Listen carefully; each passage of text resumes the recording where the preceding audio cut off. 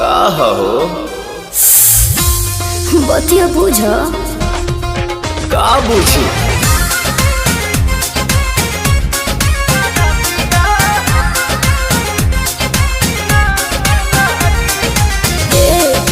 का हो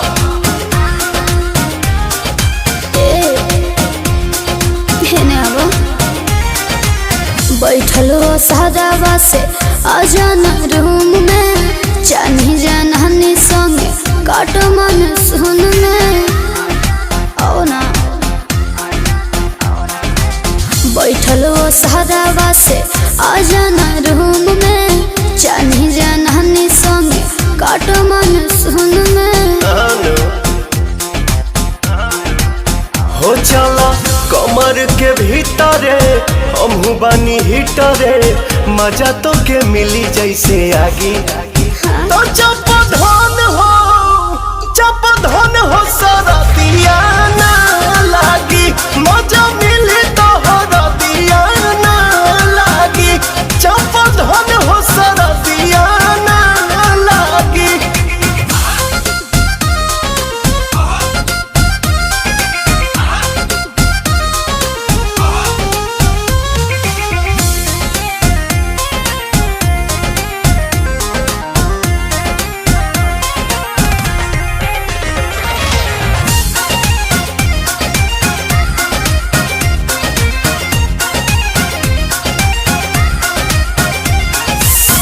अब भगा द जरैया के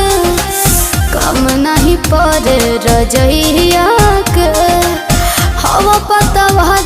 भतर तू बन जाके बहिया तो नैया के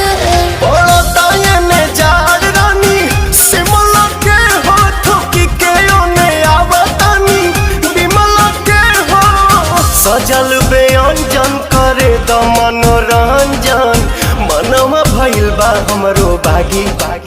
तो जब धन हो सरदिया ना लागी मजा मिली तो दिया ना लागी जब धन हो सरदिया ना लागी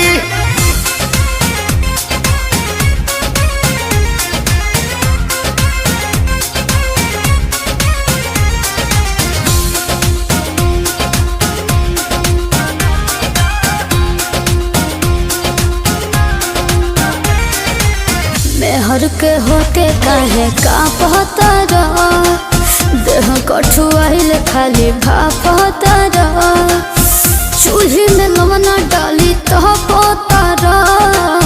बानी बोलावत तो सारा पहतर खोली के होने फेंक देनी इनरिया जानू पलंगिए पहोइयो जे दिनरिया जानू पीला प्रेम रस गोरी कोरवे में कस गोरी कहबे नु भाग धनी जागी तो जब धन हो सरदिया ना